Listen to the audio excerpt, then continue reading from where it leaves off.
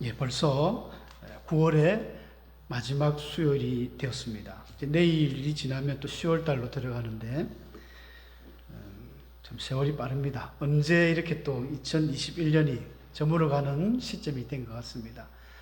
마지막 또 분기를 새롭게 우리가 결심하고 또 남은 2021년 기간들을 마무리를 잘 하셔서 좋은 시간들 되시기를 바랍니다.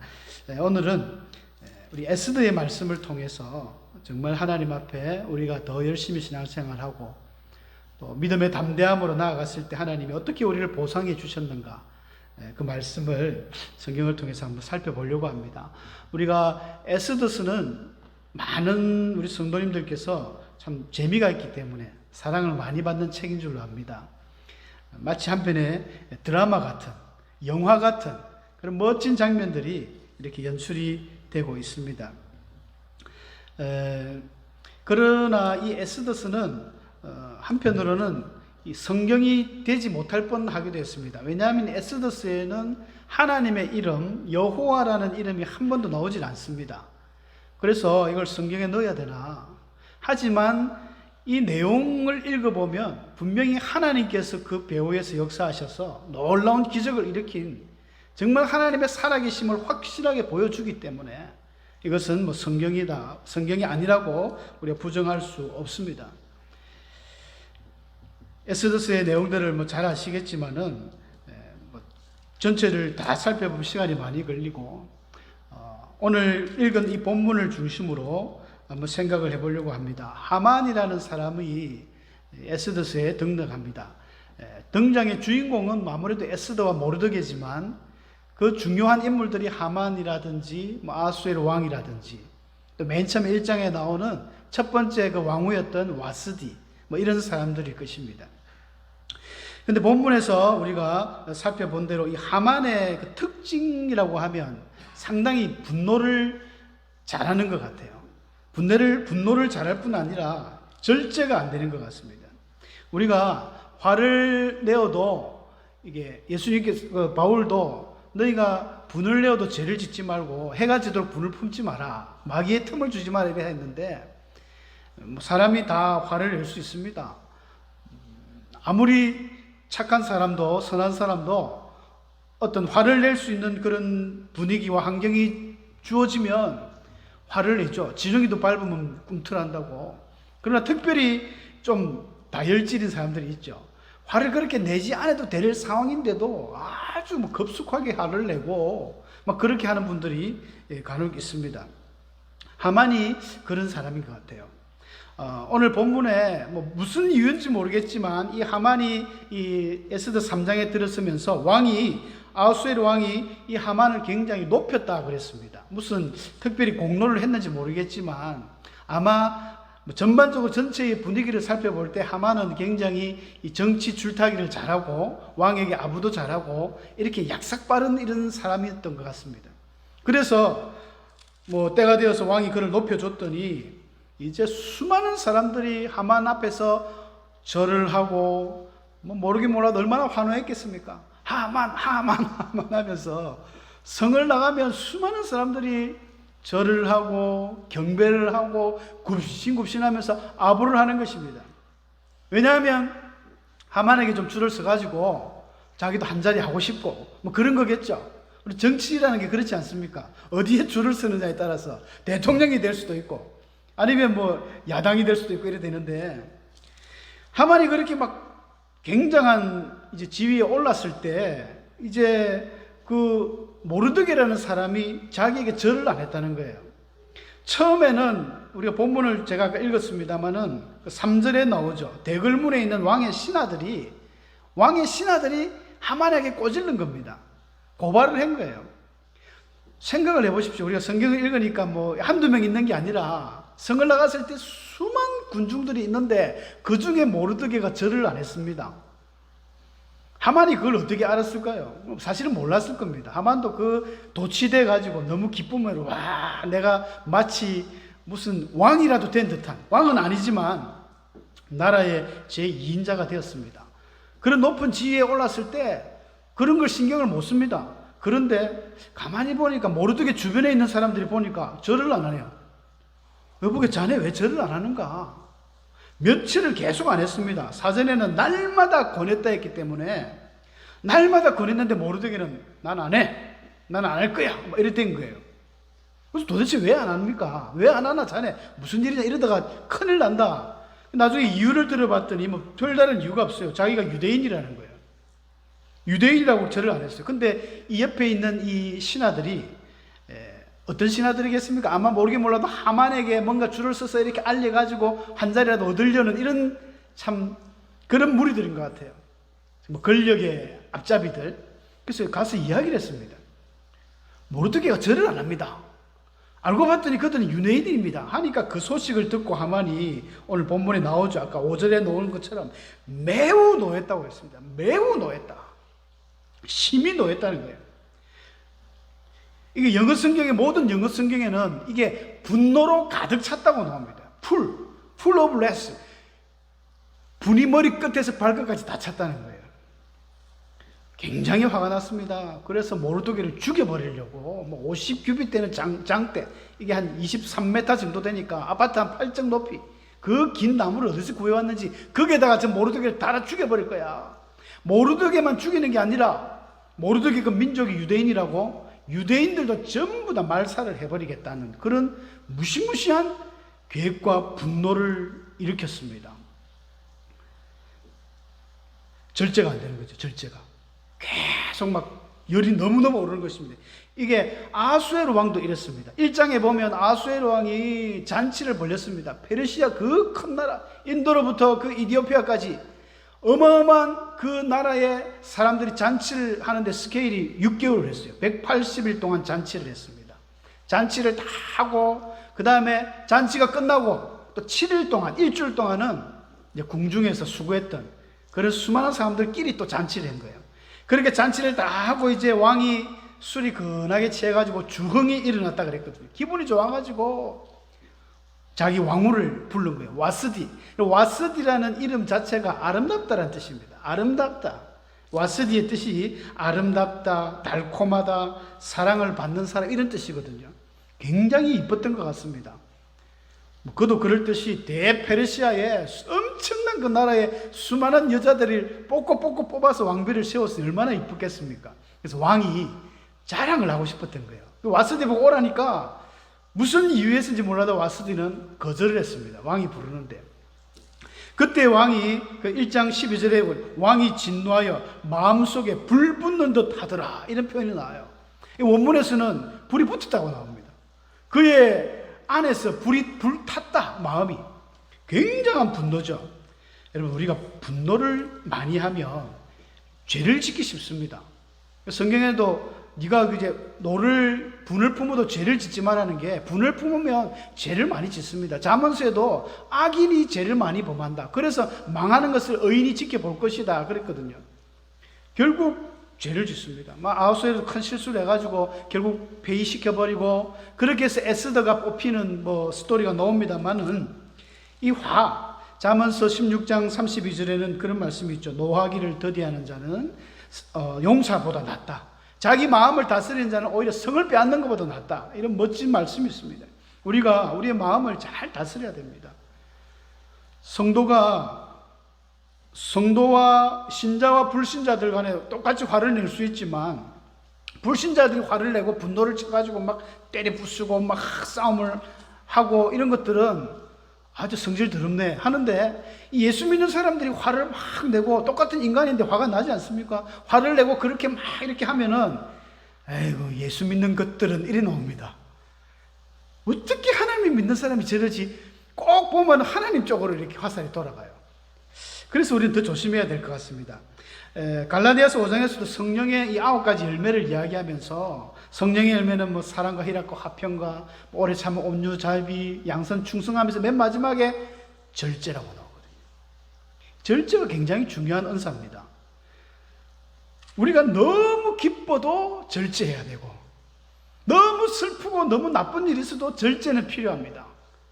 너무 기뻐가지고 막 진짜 절제하지 못하고 이쪽에서도 자랑 저쪽에서도 자랑 온데 자랑을 하면 상대방은 지금 우울하고 슬픈데 자랑하면은 그것만큼 또 싫은 게 어디 있겠습니까?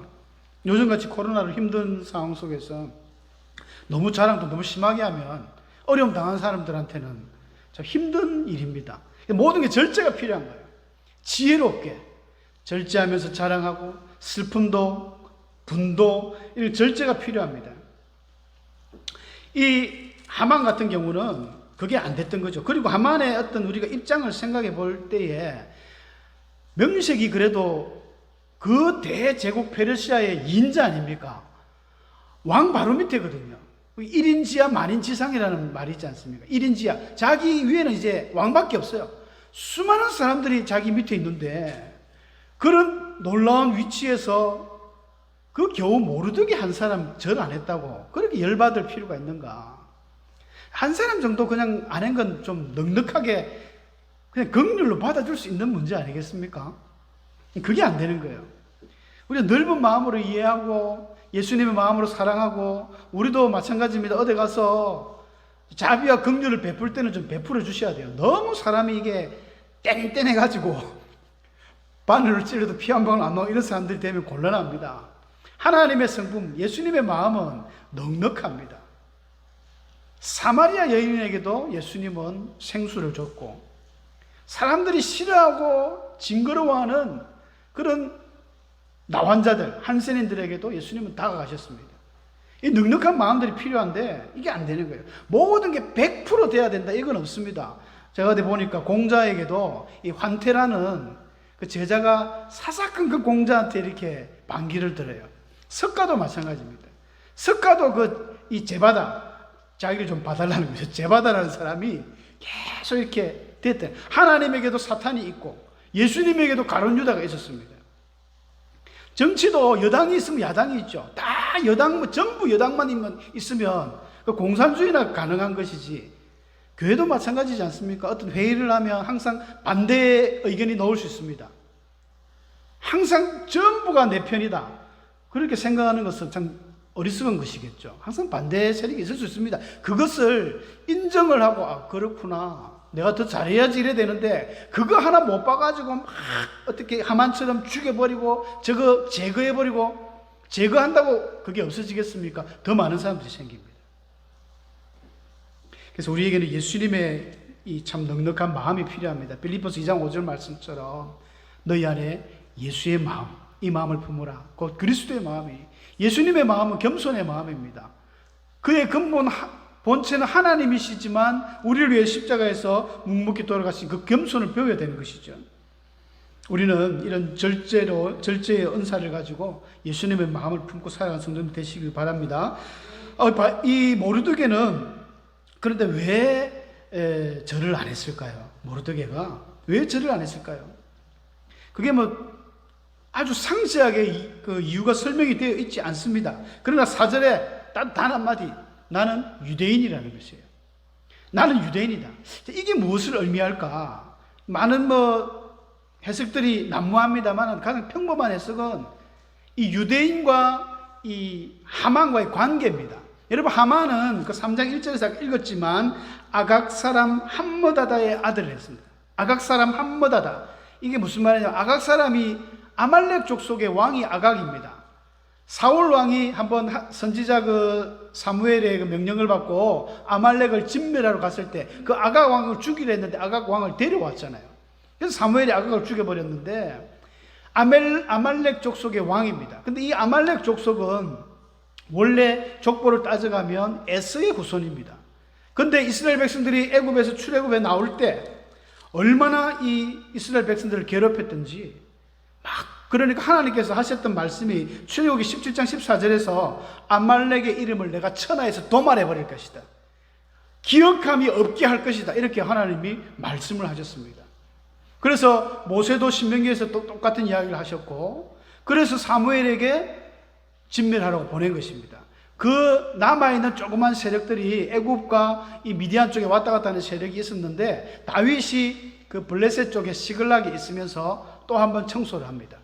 그리고 마지막에 히스기야 왕 때 와가지고 완전히 이 아말렉 족속은 사라지거든요. 근데 그 남아있는 조금 잔존 세력들이 어떻게 하다 보니까 페르시아까지 온 거예요. 페르시아까지 이 페르시아 큰 대국에서 이제 살게 됐는데 그 중에 보니까 이 오늘 등장하는 하만이 아말렉 족속, 그것도 왕족입니다. 왕족의 후예라는 거예요. 모르드게 그걸 압니다. 모르드게도 이 보통 그 족보가 아닙니다. 모르드게를 소개하는 그 2장에서 보면요, 베냐민 자손이고 기스의 정손이고, 기스는 그 사울 왕의 아버지죠. 왕족입니다. 따지고 보면 모르드게도 나이도 지긋하세요. 한 100살은 된 것 같은데, 이분이 모르는 게 아닙니다. 아말렉이 어떤 족속인지는 이스라엘 유대인들은 다 압니다. 하나님이 다 없애게 했고, 또 이 아말렉과 유대인의 그런 싸움은 엄청났기 때문에 민족적 감정이 굉장히 안 좋아요. 꼭 우리나라와 일본 사람 같은, 우리나라 일본에 대한 감정이 별로 좋지 않지 않습니까? 제가 한번 생각해 보면 그런 경우인 것 같아요. 어떤 제3국의 다른 나라에 우리나라 사람과 일본 사람이 이제 좀 살고 있는데, 일본의 그 이토 히로부미 그 후손이 어떻게 하다가 정권을 잡은 거예요. 국무총리가 되었습니다. 정말 대통령 바로 밑에 부통령이 됐어요. 근데 우리나라의 그 후손 중에 한 사람이 안중근 의사의 그 후손, 한 4손 정도 4세 되는 사람들이 보고 경배를 하겠습니까? 그 사람에게. 그런 꼴이라고 생각하면 될 것 같아요. 모르드게는 도저히 난 절 못한다. 절이라는 게 아부거든요. 서로 아부고, 우리 하마님 이런 거니까 나는 못한다는 거예요. 이걸 영적인 의미로 바라볼 때 우리는 그리스도인이라는 것을 세상에 알리는 것입니다. 이 당시 유대인이라는 걸 알리는 게 조금 위험한 것도 있었는지, 에스더 왕후 뽑을 때도 이 모르드게가 그 여동생, 사촌 여동생이죠, 에스더에게 너는 유대인인 것을 지금은 좀 숨겨라. 밝힐 때가 있겠지만 지금은 말하지 마라. 그렇게 이야기했는데 자기는 나는 유대인이다. 바로 이야기해버렸죠. 사실 이 고백 때문에 전 유대인이 죽을 수 있는 위기에 달았지만 자기는 고백을 한 겁니다. 당당하게 이야기했습니다. 나는 유대인이다. 우리도 마찬가지입니다. I'm Christian. 나 예수 믿는다. 나는 예수쟁이다. 이 이야기를 우리가 이 세상에서 말할 수 있는 성도가 되어야 됩니다. 오늘날 많은 사람들이, 성도님들 중에서도 사회생활을 하다 보면 밝히기가 참 껄끄러운 때가 있죠. 젊은 대학생들이 대학교에 가면 요즘 대학 문화가 세상에 많은 향락 문화와 젖어서 이 술 문화지 않습니까? 술을 먹습니다. 그냥 막 술 주고 하는데 안 된다. 나 교회 다닌다. 나 예수 믿는다. 내 목사님 아들이다. 이렇게 당당하게 이야기하고 술을 거부해야 되는데 그게 잘 안 되거든요. 믿음이 확실하지 않으면 그냥 마치 나는 교회 안 다니는 사람처럼 그냥 몰래 먹습니다. 나는 교회도 안 다니고 그냥 일반인 사람처럼. 모르드게가 만약에 그 수많은 군중 속에 내가 유대인이 아닌 것처럼 그렇게 할 수도 있었어요. 옷이 표가 납니까? 아무 표도 안 나잖아요. 근데 절을 안 하면서 나는 유대인이다. 그렇게 당당하게 이야기했던 것은 우리가 좀 생각을 해봐야 될 문제입니다. 많은 성도들이 당당하게 이렇게 밝히지 못하는, 떳떳하게 이야기하지 못하는 이런 상황 속에서 나는 그리스도인이다. 나는 예수 믿는다. 나는 하나님을 섬기는 사람이다. 나 그래서 술 안 먹는다. 나 콜라도. 그러면 잠시 조롱을 받겠지. 내가 아는 사람은 집사님, 아는 집사님도 먹더라. 아무개 장로님도 마시는데 네가 뭔데 먹어라. 끝까지 그래도 절개를 지키고 안 한다면 나중에 그 친구는 오히려 더 인정을 받게 될 것입니다. 우리가 그런 상황 속에서 담대하게 하나님의 이름을 증거하면요, 예수님께서도 누구든지 나와 내 말을 부끄러워하면 인자가 다시 올 때, 그 천사들과 다시 올 때 내가 그 사람을 부끄러워한다 했거든요. 사랑하는 성도 여러분, 우리는 주님이 오셨을 때 너 고생 많았다. 착하고 충성된 종아. 널 위해 예비한 이것을 받아라. 멸류관을 받아라. 이런 축복을 들으시겠습니까? 넌 나를 많이 부끄러워하던데 나도 너 부끄럽다. 얼마나 가슴 아픕니까? 작은 거에서부터 우리 자신을 인정하고 밝혀야 됩니다. 모르드게는 사실 목숨 내놓고 한 것입니다. 자기가 유다인을 밝히는 순간 하만의 그 딱 이제 그 잡히게 된 거죠. 레이드에 걸렸습니다. 그 다음부터 하만이 자세히 주의해서 봤거든요. 정말 모르드게가 절을 안 합니다. 오늘도 안 하고 내일도 안 하고 성경에 입글할 때마다 나올 때마다 고개 반드시 들고 있으니까 치를 떨면서 막 모르드게를, 그래서 이제 뽑기를 합니다. 제비 뽑기를 해가지고 저 언제 죽일까? 그냥 바로 죽였으면 되는데, 여러분 니산을 1월 달에 뽑기를 했는데 12월 달에 걸려버리는 거예요. 제비 뽑기를 했는데 12월 13일에 죽이기로 딱 했거든요.